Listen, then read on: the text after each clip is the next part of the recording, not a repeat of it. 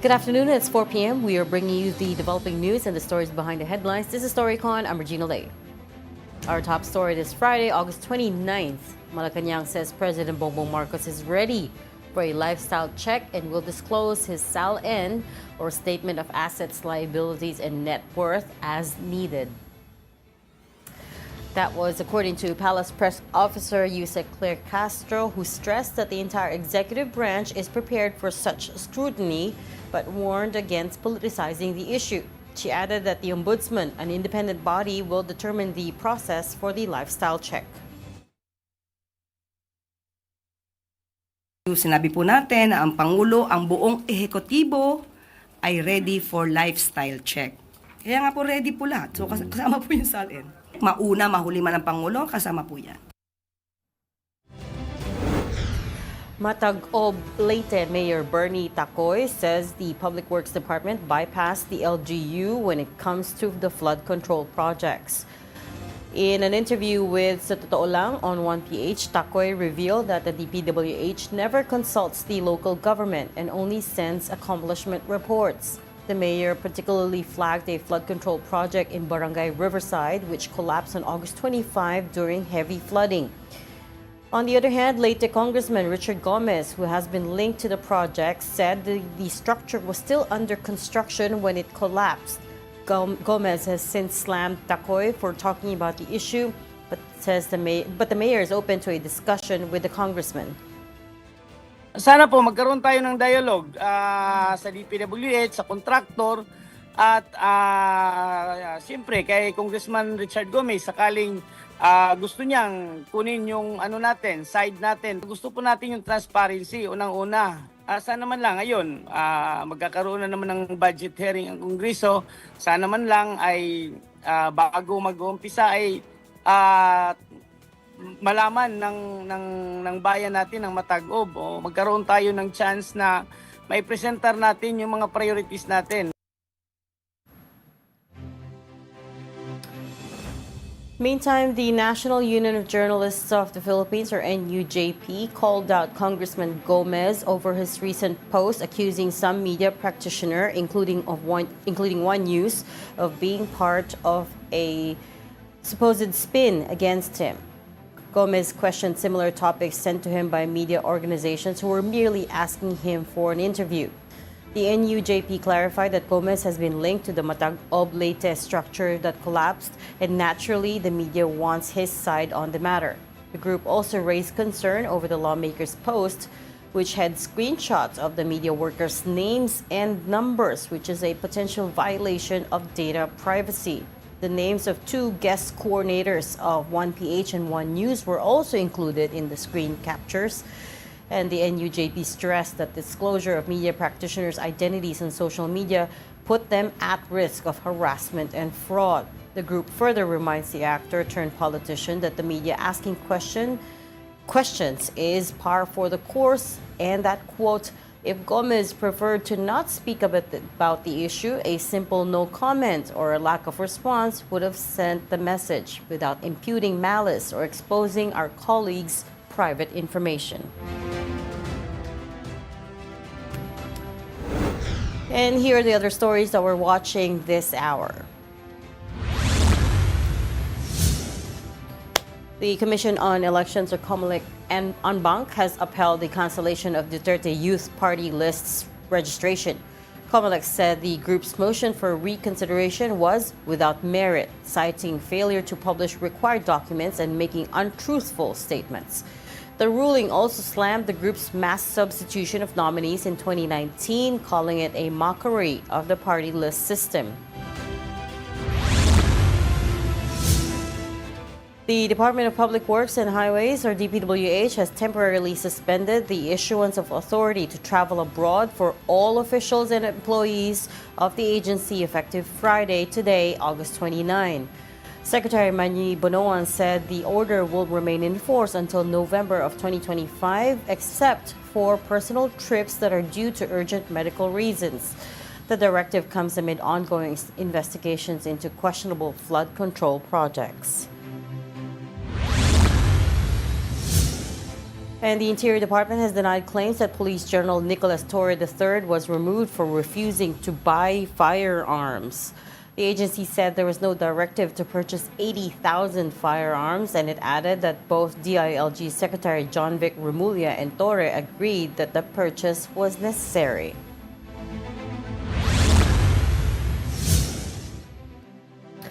And the Energy Regulatory Commission has revoked all provisional authorities to operate issued to Siquijor Power Corporation. That is for alleged multiple violations of operational and regulatory requirements.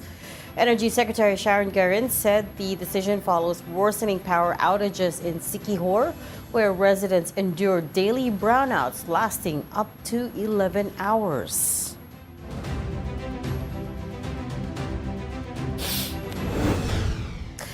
Joining us today, we don't have Ed with us today, but we have Storycon's resident political heckler, Ronald Llamas, still on the road. Nothing is moving. You mean on the road or in government in general? Both. Hopefully, lifestyle check will move. Oo nga. Well, we have some movement on it. Sabi ni President Marcos, he's ready to disclose his SALN. So that's a big first step, right? Yes. Last night din, nabanggit din niya dun sa wake ni Mar na talagang dadalhin niya ito sa logical conclusion. Which means filing charges no, dun sa mga concerned. No? At ayun, alam niya na hindi pwedeng rhetorics lang ito. Hindi lang ito pwedeng performative politics. Kailangan talaga dito effective politics. Absolutely. That's really good news. And sana nga we can see this through to fruition. Now, let me bring in... Sana maayos yung traffic. Tawagan natin... Especially Friday traffic. Tawagan natin... Friday payday traffic. Tawagan natin si Transport Sec Dizon, if we can. And from the Philippine Star, let me bring in Editor-in-Chief, Ami Pamintuan. Hi, Ami. Hi, Reg. Happy Friday, everybody. Hindi lang si Presidente magpapa-lifestyle check. Pati daw yung Office of the Vice President nag-issue na ng statement. Sila din daw, they're all ready. Oh, everyone's ready. Great. Sinong... Do we have any more clarity on which agency is going to conduct the lifestyle check? Di ba yung initial order ng Malacanang kanya-kanya muna? So we're presuming na ang mauunang magpa-lifestyle check yung head ng agency. Okay. Para magkaroon siya ng authority to supervise the lifestyle check. Pero ngayon, iniisip nila, multi-agency yan with, I think it will include civil society.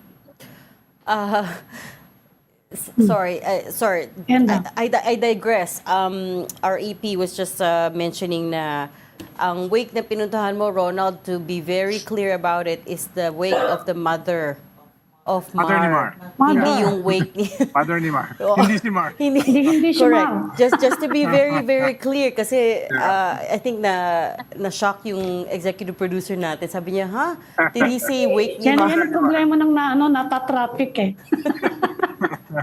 Yung wake ng nanay ni Mar Rojas. Okay. Doon din si Tito Sen. Nagkwentuhan din kami.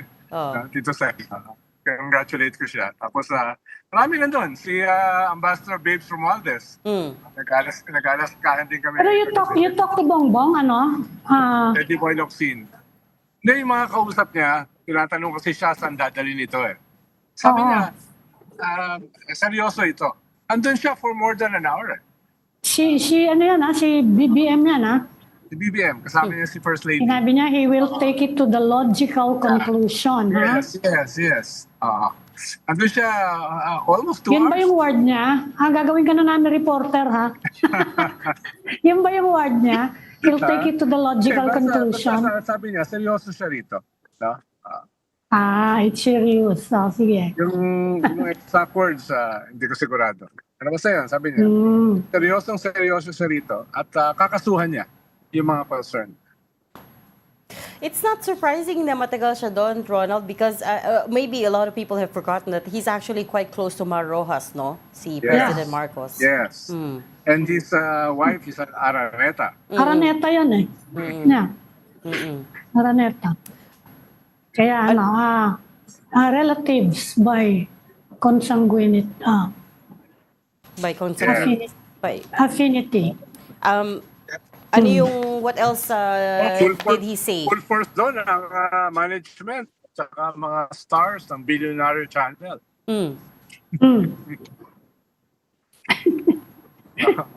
walang 1PH saka TV5. Ikaw nga yung representative. Oo nga. Kaya di ba ikaw na yung correspondent namin? That's why we sent you. Ano pa yung napag-usapan in terms of their investigation into the flood control projects? Anything new? Or kay General Torre?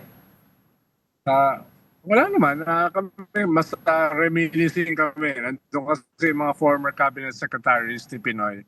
So we're reminiscing while people are coming and going. Mas yun yung nangyayari. Although yun, congratulate ko nga si Senator Tito Soto doon sa kanyang mga statements. Oo nga, mga speech na, no? Sabi ko, magaling. Yung tag team nila ni Ping Lacson, Senator Ping Lacson. Si Tito Sen ba, is he helping in the investigation that's being conducted by Senator Ping? Well, ang proposal kasi niya, magbuo ng independent body. Nakasama yung civil society, church, mga disinterested people, no? Na hindi with the expertise. tainted ng corruption, pero may expertise. Halimbawa, siguro former COA Commissioner Heidi Mendoza, no, hindi siya na-taint ng corruption unlike other COA people. Tapos alam niya how the system works, no? Yung mga ganun ba? Yun ang proposal ni Tito Sen. Ano, kung yung investigators are not very credible, di ano mangyayari doon sa investigasyon? Parang Zarzuela lang. As Pero pina-finalize pa yata kung sino nga exactly yung mag-investigate. Yes, paano kung yung mga agencies will investigate themselves? Medyo kulang. Parang bilang lifestyle checks before Halimbawa, yung panahon ni GMA, nagbuo pa siya ng office para dyan. Di ba? Pero sobrang unpopular yung Arroyo administration for corruption charges. No? Nung panahon ni Digong, nagbuo pa sila ng PAGSIC. Yung PAGSIC, yung Presidential Anti-Graft Office. Pero wala ka namang narinig na nakasuhan. Yung ganun ba? Kaya ayaw ni Ombudsman yung mga lifestyle check kasi. So usual sabi niya, sana ito ngayon na hindi just the usual rhetorics. But it seems like, well, sana nga, there is real momentum behind this. And today we learned from Justice Secretary Boying Remulla na there was a lawyer representing a contractor who approached him that said they were willing to testify. The contractor was willing to... May feelers na kay Justice Secretary Remulla, and this supposed eyewitness or whistleblower just wants the protection, assurance for their protection, right? When they do come out and start revealing things. So, yan naman yung sinabi ni Senator Lacson, di ba? Sabi niya, may mga alam din daw siya, especially the smaller contractors na napilitan lang makisayaw dun sa kalakaran. Kung hindi sila magkakaroon kasi ng negosyo. Sabi niya, they can talk, they can testify, at aayusin nga kung ano yung protection na pwedeng ibigay sa kanila. Okay. Sana mabilis din sana yung pagpili ng ombudsman. Dahil crucial yung magiging role ng ombudsman. Siya yung in kailangan charge. tapusin pa yung mga interview kasi, di ba? Day 2 today. Day 2 ng interviews for the ombudsman today ng JBC. But okay, let's stay on the flood control issue, and let's bring in our first guest for the day. We are talking to Albay Governor Rosal. Good afternoon, Governor. Nasa kotse din on the road din si Governor. Can you hear me, Governor? Nakamute po kayo, Governor. Nakamute po kayo. Sir, nakamute po kayo, sorry. Mute. Napindot yung ano. Ayan na. If you could just bear Hi, with us for a Governor. bit. You're still on mute, Nakamute sir. pa rin po. Nakamute pa rin po.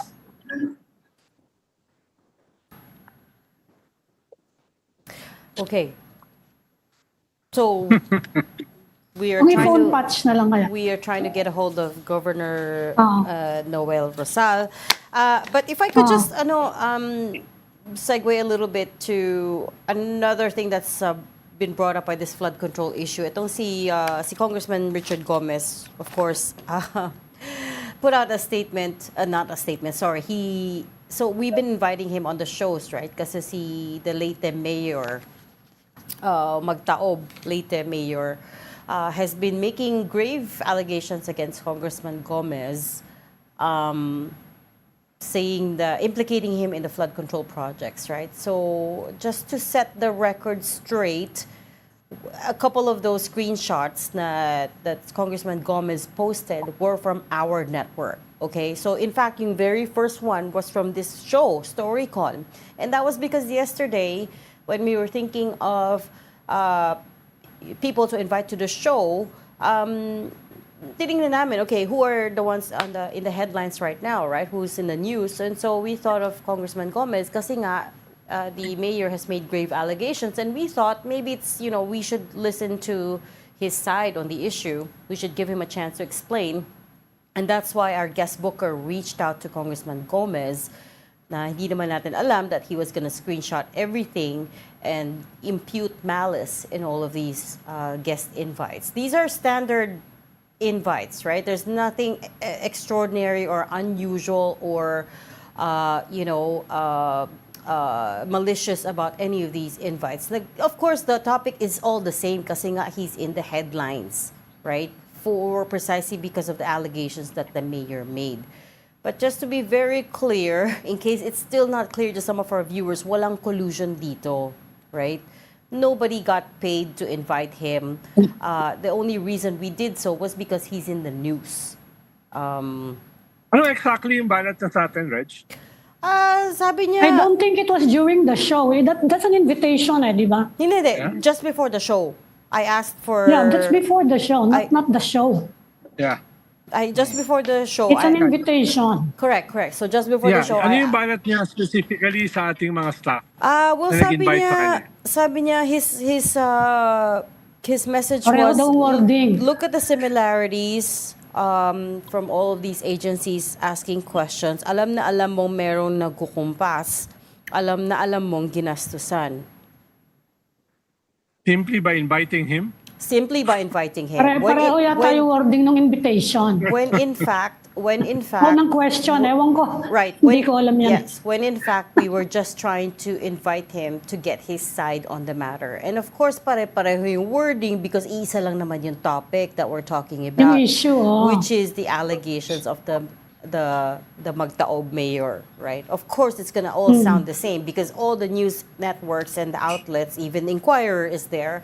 We're all chasing the same stories for the day, right? And that's all there is to it. There's no collusion, there's no bribery, there's no corruption, there's no payments that were made here by anyone.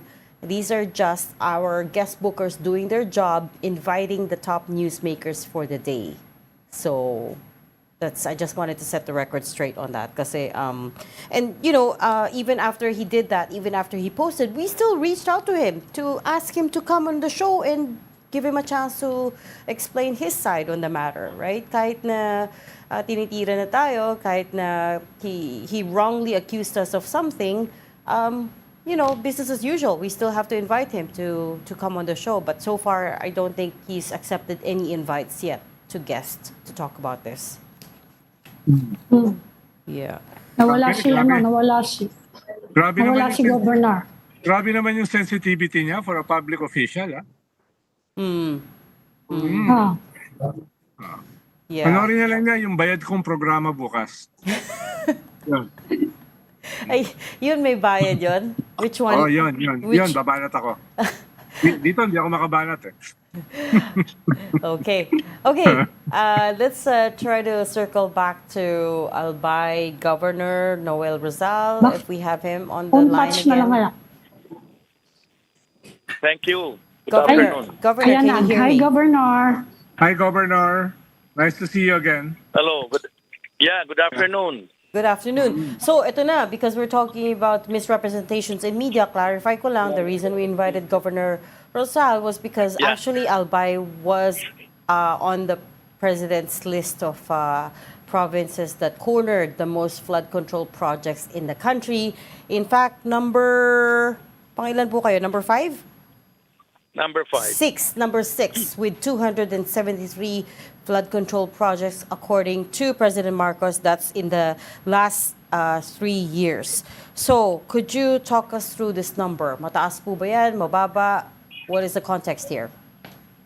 Well, good afternoon po again. Alam nyo, Opo. hindi tayo magtataka niyan dahil yung dalawang na-mention na contractor, yung Sunwest and Highton, is based in Albay. No? Based in Albay po yan. Kaya, yan number na yan, actually ongoing pa ang pag-inspect namin. Pero based sa initial submit na listed ng DPWH, malapit tayo dyan. No? Maraming project dito sa Albay. Governor, can you tell us kung ano-anong klase yung mga flood control projects na yan? Dredging po ba yan? O yung sinisimento yung mga gilid ng waterways? Ano po kaya sila? Actually, it's a combination. Meron dredging lang, merong dike lang, or merong dredging lang. No? So sa ngayon, andito nga ako sa isang barangay sa Ginubatan, yung barangay Masarawag, no? Na dumadaan Yes. na yung tubig sa kalsada mismo. No? So nagkakaroon kami ng consultation. Ito dapat ang mga lalagyan ng mga flood control, pero ito ngayon yung nakita natin na wala. No? So patuloy pa ang investigasyon namin. Sino po yung namili nung karamihan sa project? DPWH po ba yan? Ano yung proseso sa probinsya nyo? Do you get to give inputs to the DPWH? Saka yung iba ba dyan, local projects? Actually, supposedly under the law, dapat lahat ng program sa project mag-emanate dapat yan, di ba, sa local development plan Local. ng mga LGUs. Pero dito, lumalabas, kami na lang ang pinapadalahan ng DPWH na merong project na na-release para sa amin. No? Kaya minsan, hindi na dinadaan sa LGU, sa mga barangay. No? Kaya nga ngayon, marami dito ng mga mayor at former mayor nagsasabi na hindi nila alam yung mga projects. No? But Governor, is that believable that wala kayong alam of what's going on in your backyard, especially for provinces that have hundreds of flood control projects over the past 3 years? Is Well, that necessarily believable? Well, ako kasi kakabalik ko lang, kakabalik ko lang, I was elected in 2022, but 6 months lang ako, di ba? But kakabalik ko lang, but based on the initial na investigasyon ko sa mga mayors, saka sa ating Provincial Engineers Office, halos lahat, pinapadalahan sila, mag-uumpisa na ang projects. Tapos po yung actually merong statement yung mga mayors, about 70 mayors at nadadagdagan pa yata. Pareho po kayo na sinasabi na binabypass daw sila ng DPWH sa implementation of projects. Yun ba yung SOP ba yun? Yun ba yung talagang you were a former governor, rit na bumalik kayo. Ano ba talaga yung wala bang rules diyan? Actually, May ano ba yung may protocol rules dyan? Dapat ba kayo yung mag-earmark tapos sasabihin ng DPWH, eto, umpisa na namin. Tapos, sino yung magmamonitor? Yeah. Actually, dapat ang proseso ganito. The LGUs will submit the programs and projects sa Regional Development Council o tinatawag natin RDC. Yan ang isusubmit natin sa DPWH for funding. Dapat yan. Mahirap na magsalita. Pero dito nakita ko, yung mga district engineers, which yan baga hawak yan ng mga congressman. Parang sa tingin ko yan na nangyayari, ano? Yung district engineer, sila na nagagawa ng lista. Then of course, siyempre, didepensahan ng Congress yan, ng congressman yan doon sa pag-submit ng budget, yung tinatawag nila na National Expenditures Program or NEP, no? So, ito ngayon nangyayari, kaya karamihan ng mga mayors sa governor hindi alam yan, no? Yan ang sitwasyon ngayon. Siguro maganda itong eye-opener na ginawa ng ating Pangulo. I'm sure you watched the privileged speech of Senator Ping Lacson, sir, no, sa Yes, Senate. yes. He broke down kung saan na pupunta yung mga kickbacks, and he said, for instance, there were 2-3% that goes to what's known as reseta, which is na parang napupunta sa DEO, sa District Engineering Office, pero meron ding napupunta sa local officials where the project will be based. Tawag dyan royalty or lagay, which is or passing through yung some of the euphemisms na binibigay sa politikong may control sa distrito kung saan i-implement yung project. What do you know about this? Yeah, ako ang masabi ko kasi nga walang control ang mga ibang mayor and governors. Maybe ang sinasabi ni Senator Ping Lacson based sa kasi nakita ko nung mga grupo niya nandito kasi may mga allocated budget pa ganyan, hindi ko kabisado pero talagang nakaporma yan down siguro sa hindi lang siguro baka sa project engineer meron pa yan kasi nga hindi talaga sa amin directly yan kaya lahat talaga yan naka-centered or naka-anchored sa DPWH district. I mean, Sa nakikita nyo ngayon sitwasyon, Governor, ano yung suggestion na pwedeng gawin para mabawasan yung opportunities for commissions, for corruption? Ano po kaya ang pwedeng gawin sa sistema? Ang number one yan, alisin natin. Dapat yung paglagay ng project galing sa Kongreso, no? Yung pag nag-allocate sa district, dapat siguro i-centered natin doon sa local government, no? Kung ano ang mga requirements ng ating mga mayors kasi sila talaga ang directly na magbe-benefit or sila ang apektado. So ako sa tingin ko, sundin lang natin yung batas na yung mga request sana ng mga mayors saka mga local chief executives sana doon ibaba sa DPWH may check and balance, no? Bago mag-umpisa at ang proyekto dapat manggagaling mag-emanate sa local government. Pero actually, yun yung National Expenditure Program yun ang sinasabi ng DPWH, kukuha sila ng input sa local government and then they will prepare the NEP, pag-uusapan yan dun sa Development Budget Coordination Committee Kaya lang pagdating sa Kongreso, yun ang nangyayari. Nagkakaroon ng insertion. Sorry, So yun palang mga insertion, hindi pala bumubusina sa local government yun. Pero, I'm sorry Governor, yung Tama ba yun? Yes.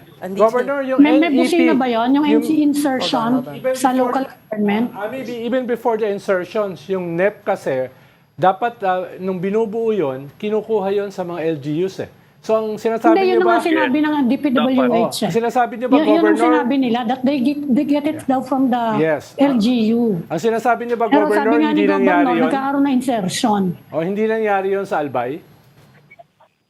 Hindi kasi alam mo sa Albay, nakita ko kasi we have 3 districts may mga project na ang nagagawa na ng listing talaga ang DPWH, no? So sa ngayon nalalaman na lang ng mga mayors na meron pala silang project na ganyan. So inuulit ko, Governor, hindi kayo nakonsulta. Hindi kayo nakonsulta. No, kasi ako baga matagal na ako na mayor, matagal din ako nagsilbi sa Legazpi. Yes. Would you believe tatawagan ang engineering ko for a meeting para sa notice to proceed na. Sabi ko, ba't meron ng project, hindi naman kami kinonsulta kung tama 'yon, no?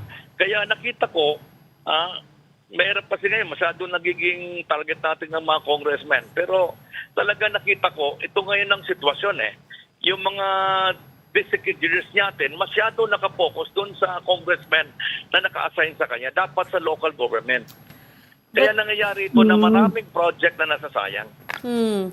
In in general though, I'm not saying sa Albay nangyayari, but in general kasi for all the local officials that we've spoken to, lahat sila, they all say, oh, walang coordination, hindi dumaan sa amin, and so on and so forth. But to be honest, sometimes it's hard to believe, Governor, because a lot of these yung provinces, magkakakilala yung mga yan, right? So for instance, the governors and the mayors would know who the district engineers are, right? Ikaw ba sa probinsya nyo, do you know the district engineer in your district? Yeah, pero ang district engineers po, hindi reporting sa governor. Yes, correct. I agree. And But hindi reporting also for the mayors, pero kaming sariling provincial engineers. yes, but you would know each other, right? And usually may courtesy yan. They would Yes. do the courtesy of like telling you, okay, these are the projects that we're working on. Not necessarily asking your permission, but they would at least inform, right? Not at all times, no? Meron silang ini-inform ka, pero marami nga, yung sinasabi nga ni Mr. Llamas ng mga insertion, doon na naging problema natin. From 1 billion, nagiging 10 billion na. Yun ang nagiging problema natin. Yun ang mga nabibigla kami. Meron palang almost 300 million doon. Meron palang 1 billion. Yun ang nabibigla kami. Yung after the NEP. Sir, Kapag gano'n na nag-umpisa na implementation, Governor, may role ba yung local government sa pagmamonitor ng project? Yes. Meron kami. Kaya lang, ang problema natin, hindi ito ang basihan ng pagbayad ng DPWH. Kasi sila, may sarili silang monitoring. No? So, ipinapapaalam lang sa amin kung tapos na. No? Mayor, Halimbawa yung contractor, di ba? Kailangan nila ng permit from the local government to start a project. Di ba kailangan nun ng work permit? Kahit man lang magbusina doon sa barangay na, ay mag-umpisa na kami dito maghukay, ganon. Ano yung process? Yes, totoo yan.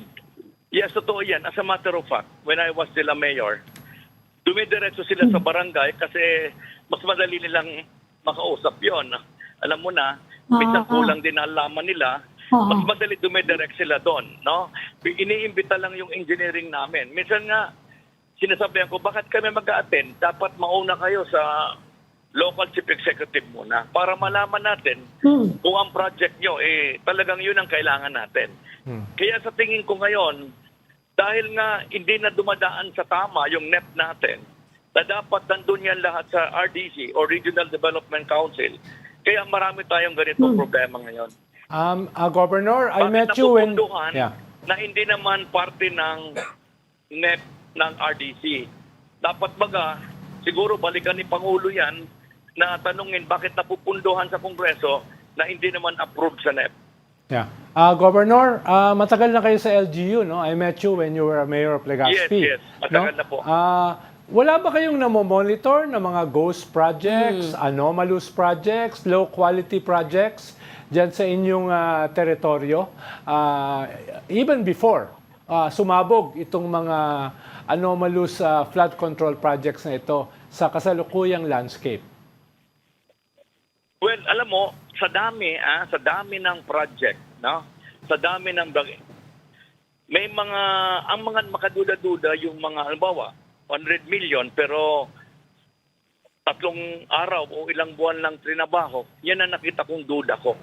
Na inumpisanan lang or pinoprogramahan lang, pero tingin ko, kasi mahirap din magsalita, no? Pero yan ang mga duda ng mga tao mismo. Kanina nga lang, may nagpunta sa akin barangay kung ano yung project na yon. Kasi nabibigla na lang yung mga tao sa barangay na meron palang project kanya. Okay. Kaya yung mga ghost, tingin ko, the only way na makuha talaga natin yan, the cooperation with the DPWH. Kung anong programa, dapat talaga puntahan na ngayon. Kaya ako nagpapakuha na ako ng listing. Tumutulong ako ngayon. Lahat ng listing ng mga nagawa since 2023 up to 2025. So tutulungan natin ang Pangulo na mahanap natin yung mga project. Kaya kailangan yung mga listing mapunta muna sa Office of the Governor. okay. Let us know when you get that full listing. Pero for now, we have to leave the conversation because we're running out of time. Thank you so much for talking to us today, Albay you. Governor Rosal. Salamat, Governor. Thank you, Governor. You're watching Storycon on One News. We just need to take a very quick break. We'll be right back. Stay with us. This is the Story Conference Group or the Storycon Group.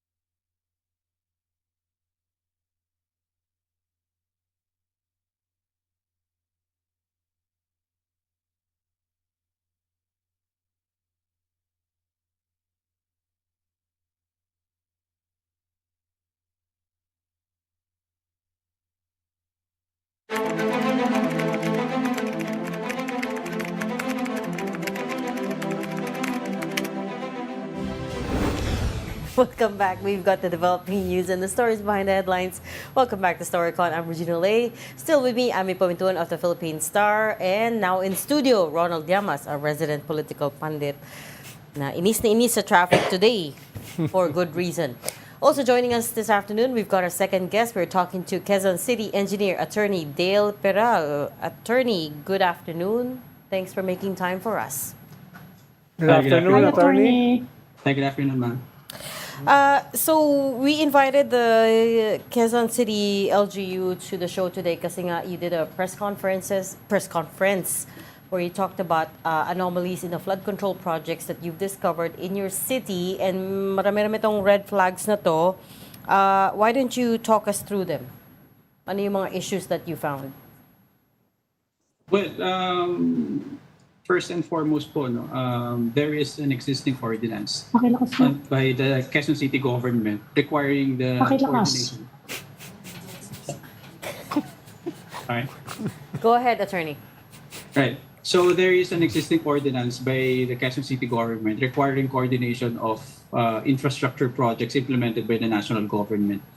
Unfortunately, we discovered that only 315 out of the 1,652 were actually submitted for coordination. So that's only 19%. And out of that, 138 lang po yung merong approved certificate of coordination. So it's quite challenging because sobrang dami ng projects, and we actually extracted the data from the DPWH website, the project contract management application. So only Attorney, yung 19%. saan ba nakabase yung protocol niya sa ganyan? Meron bang batas dyan or city ordinance or memorandum of understanding with the DPWH tungkol sa ganyan kung paano yung coordination na gagawin with regard to DPWH projects? Yes, ma'am. Actually, the legal basis are as follows. First, the local government code requires coordination by the national government to with the local government unit. So, in addition thereto, Executive Order Number 124 Series of 1987, which reorganized the then Ministry of Public Works, now Department of Public Works and Highways, requires coordination po by the DPWH to the local government unit. So these two policies po, or these two laws, are part of the legal basis naman po of the ordinance issued by the Quezon City government, which is City Ordinance Number 2939 Series of 2020. So ito po yung Project Coordination Ordinance issued by the Quezon City government. So basically po, ang function nito is first to avoid duplication. Kasi po minsan nagkakaroon po ng duplication funded by national government, and then it will be funded din po by the local government. Sayang po yung pondo, and the implementation po, yung isa necessarily will be terminated. So yun po yung naging directive po ni Mayor Joy Belmonte why we actually issued or enacted this ordinance. Okay. So first red flag, first problem is very low compliance with the city ordinance. As you said, only 19% applied for permits out of 1,652 projects, and only 8.4% were actually approved. Second issue, merong na-discover na project that had 66 phases. Talk us through that. Yes, actually, that's the difficulty rin. We tried to inspect all of these flood control projects. By the way, yung kaninang numbers po, which is 1,652, combination na po ng lahat ng projects ito, both vertical and horizontal. But for the flood control projects, the number is around 254 projects amounting to 14 billion pesos. And we tried to inspect all of these projects. However, may difficulty din po kasi, first, how it was named, the project title po, somehow generic. Flood control infrastructure or flood mitigation structure projects, and at the same time, meron pong mga phases. So particularly po, meron pong isang project na phase 66. The title of which is Rehabilitation of Flood Mitigation Structure along San Juan River, phase 66. 66? So, yes, opo. So, yun po, ang Layo-layo na yun. yes, ang mahirap lang po dyan is that the San Juan River po kasi na covered by Quezon City is around 3.4 kilometers. Dalawang banks po yan. So, how would we know na kung saan po yung phases 1 to 66? So, engineer, ongoing yung inyong mga ginagawang investigation dito sa maraming flood control projects na ito, na minimal yung coordination sa LGU. Yun ang sinasabi nyo. Pero doon sa ongoing yung investigation, meron na ba kayong nakita na mga ghost projects maliban doon sa mga below quality projects? Sir, actually, sir, we can't determine yet, no, so far as the existence of ghost projects are concerned, and even the substandard ones, we can't yet conclude because we don't have the complete documentation yet. We don't have the plans. We don't have the program of works. What we're saying only po is that yung mga red flags po, it appears to be, it's kind of difficult po to determine what these projects are, or where are these projects and the status of these projects. But again, continuous po ang aming monitoring and we are coordinating with DPWH to get more information on these projects as well. Pero Anong option ninyo, attorney, kung dahil hindi nga nagko-coordinate and it's a violation of certain legal rules, ano yung pwedeng gawin ninyo kapag ganyan? Marami naman pong legal remedies available as discussed earlier in the press conference and as discussed by our city legal officer. Pwede pong administrative liability, pwede rin pong criminal liability. It depends po. It depends po doon sa magnitude po of yung posible pong nangyaring irregularity. But then again, for us, it's just verification lang po. Ang objective po ng Quezon City government is to ensure that these projects actually align with the drainage master plan. However, as per initial evaluation, it appears that maraming projects po ang hindi aligned doon sa drainage master plan. Engineer, ngayon nyo ba ginagawa ito? Dahil sumabog itong controversy sa flood control projects? Or dati nyo pang ginagawa na iniimbestigahan nyo itong mga proyektong ito at humihingi kayo ng adequate na information, halimbawa sa DPWH? Sir, it's a regular function. It's a regular activity po. Every other week, we meet po sa Infrastructure Committee of the City and we invite national government agencies including DPWH. And actually, they present po their projects. Unfortunately, yun nga po, we found out na yung presented project to us is just a fraction of what they actually implement as a whole. Yun, doon po kami nahihirapan kasi especially for flood control projects, very minimal lang po yung in-apply sa amin. It's around 16 projects lang if I'm not mistaken. Yeah. And out of these 16 projects, 2 lang po in-approve. Pero engineer, kung matagal nyo nang ginagawa ito, wala pa kayong mga pina-file ng mga reklamo or kaso man lang? Kung matagal nyo nang ginagawa at nakikita nyo na medyo kulang yung binibigay sa inyong information to make an adequate investigation. Actually, sir, meron naman. It's more of administrative remedy po ang aming in-enforce. For example, for the Matalahib Creek pump station, we immediately issued an objection letter in the form of a cease and desist, basis of which our Building Code of the Philippines and the Water Code po kasi the intended project po is built on a non-buildable area. So yun po, nasa administrative liability po yung ating focus po nung exploration of liability. So wala pa kayo nakikita na contractor na posibleng kasuhan dahil sa mga low quality or ghost projects in the past? Or kaya ay mga government officials na nakita nyo na tainted by corruption in the past? Hindi lang itong kasalukuyan? Well, actually, sir, with all due respect to the bureaucratic framework that we have, I think that function po falls under a different office. Perhaps the Commission on Audit or the Office of the Ombudsman.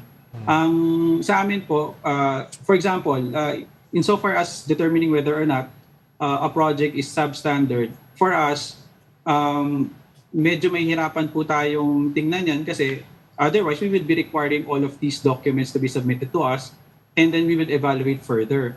What we can do po is actually, and as instructed by Mayor Joy, is to forward all of these initial findings to the proper agency which the President would direct or give orders to conduct these investigations. And then also, just very quickly, Attorney, one of your other findings is 7 out of the top 15 contractors for flood control projects had projects in Quezon City. These are Legacy Construction, Alpha and Omega, St. Timothy, EGB Construction, Top Notch Catalyst, 888, and Wawa Builders. What was the point of showing that in your presentation kanina? Was there anything unusual about their projects in Quezon City? Well, we assorted po these projects because we wanted to see yung extent po because these contractors has been reported in the sumbong ng Pangulo is presented by the President, so we would want to know ano po yung effect nito sa ating sa lungsod sa Quezon City. So kaya po namin siya kinuha. Not for anything else. Pero so far you haven't seen any anomalies yet in the projects that they've conducted in Quezon City. Well, yung isa po, the Matalahib Creek pumping station, the structure that will be built, that's actually built, ito pala. Built na pala siya on top of a creek. Dito po sa Matalahib Creek, ang contractor po dyan ay St. Timothy. Meron po silang ka-joint venture. So, built na yung structure pero nasa budget pa rin.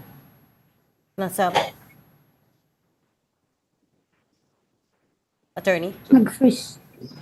Well, Sorry, nag-freeze ka po. So, built na yung structure, yung sa Matalahib River, but nasa... built na siya. So, yun po yung isang red flag na nakita natin. Yung isang problematic project that is actually a structure built on an unbuildable area, the contractor of which is one of the top 15 contractors as reported by the President. Panghuli na lang, engineer. Which is St. Timothy nga, correct? Yes, St. Timothy, yes. Okay, Yes. so what's the issue there to be 100% clear?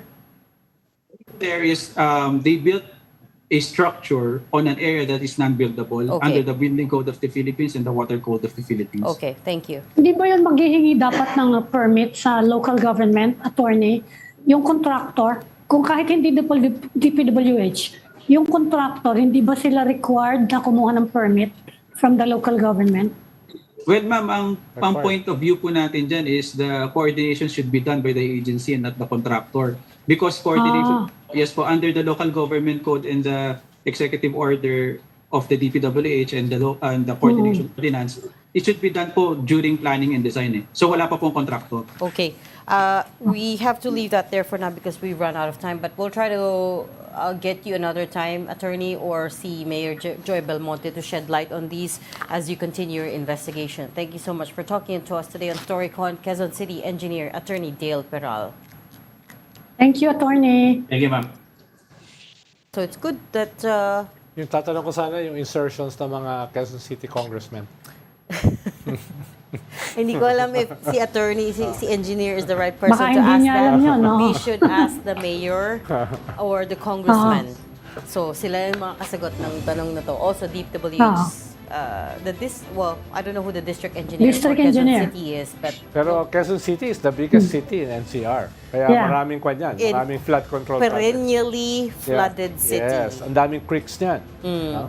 Correct. Okay, that's all the time we have for today. Thank you so much for joining Storycon. I'm Ibam Duan, Editor-in-Chief of the Philippine Star. Ronald Llamas, our resident political pundit. Join us again Monday, 4 p.m. for Storycon. I'm Regina Lay. We are One News, all sides, all the time. This is the Story Conference Group or the Storycon Group.